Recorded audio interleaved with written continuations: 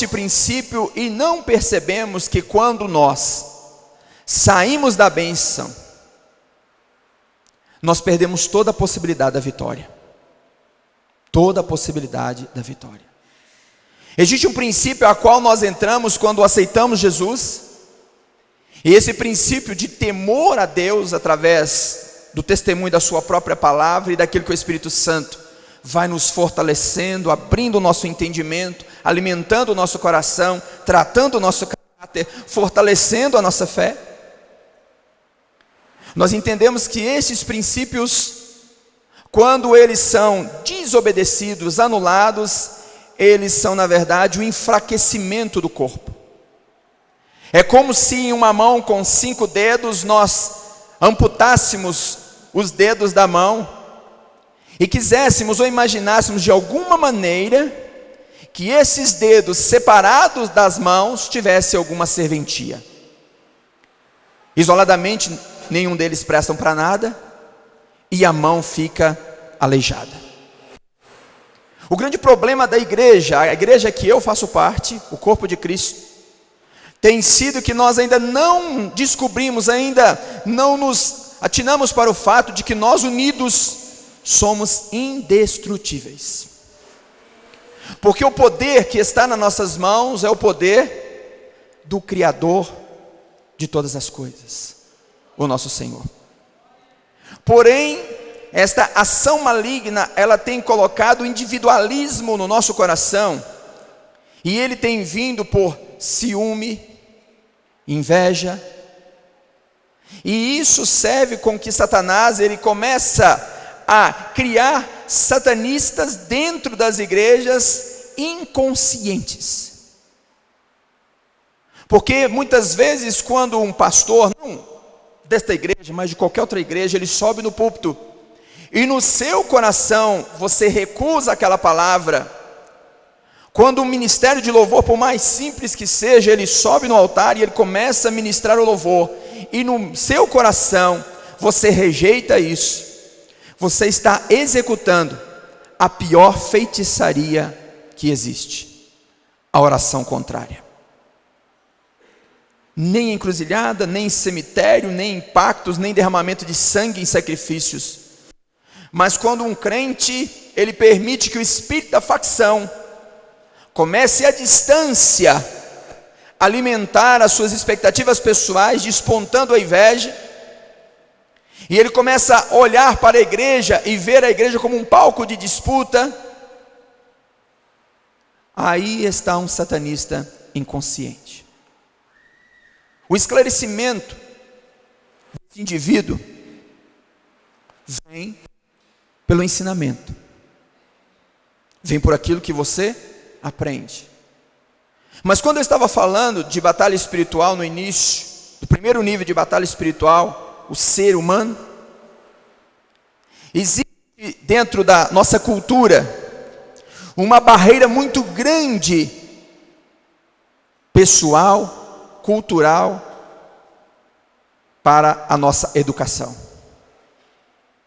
Até mesmo a educação que nós recebemos, ela tem sido tendenciosa, porque até então, ela serviu a um princípio absolutista. Nós, os nossos avós, receberam uma instrução que era pertinente àquilo que se pretendia. Graças a Deus, a igreja tem se levantado dentro desses tempos novos e tem proposto oferecer cursos de teologia, capacitação para os obreiros, capacitação para os líderes, especialização para os ministérios. E tem, além de ser uma igreja em si, ela tem sido uma escola, e que tem quebrado esta barreira maligna da ignorância na vida do povo, e tem feito com que esses satanistas inconscientes se manifestem ou sejam curados. Amém? Em 1928, numa cidade em Portugal chamada Fátima, um dos príncipes que servem pessoalmente a Satanás se manifestou a 3 crianças. ele deixou ali algumas revelações que seriam manifestadas no futuro. Eu gostaria que neste momento você abrisse a sua Bíblia em Apocalipse capítulo 13, versículo 11. Aleluia. Apocalipse capítulo 13, versículo 11. Enquanto você procura, olha do seu lado se tem aí um irmão ou irmã que está sem a Bíblia, ou está tendo dificuldade de encontrar a mensagem. Coopere aí com seu irmão e o abençoe. Sabendo que a estratégia para o enfraquecimento de um exército é a divisão, que tudo que se divide enfraquece.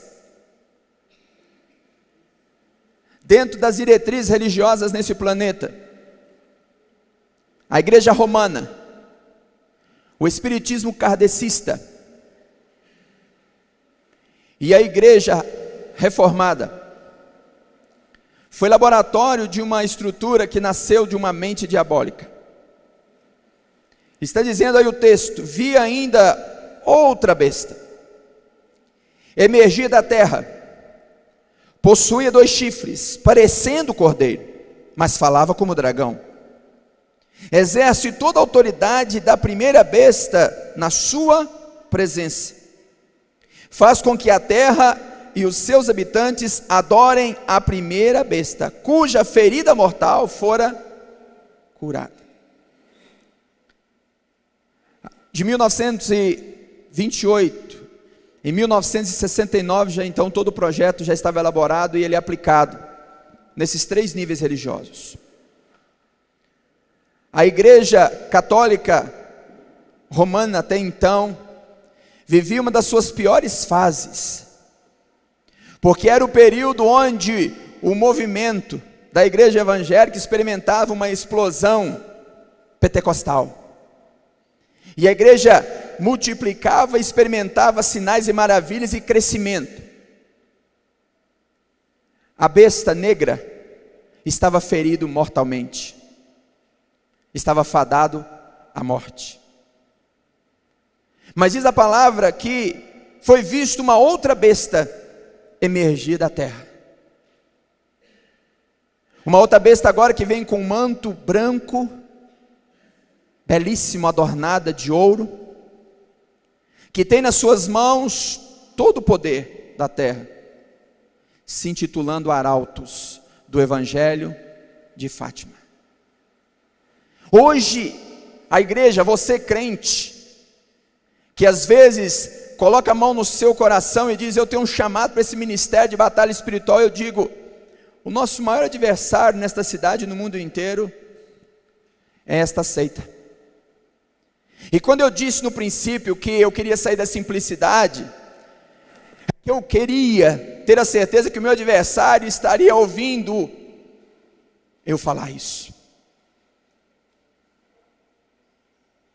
A besta que exerce a autoridade da primeira besta na sua presença, que anda numa tabuinha de casa em casa, que anda numa tabuinha, num oratório, numa casa de prostituição cultural, de casa em casa, de comércio em comércio, que tem um financiamento, uma estrutura mundial, que anda divulgando este evangelho,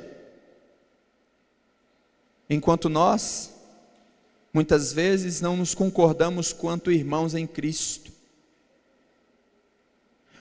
Questionamos cor de parede, questionamos modelo de banco, questionamos a altura do som, questionamos as pregações do pastor, questionamos detalhes desprezíveis se nós olhamos o objetivo real da igreja. Se dependesse de mim, nós entraríamos no nível mais profundo de batalha espiritual.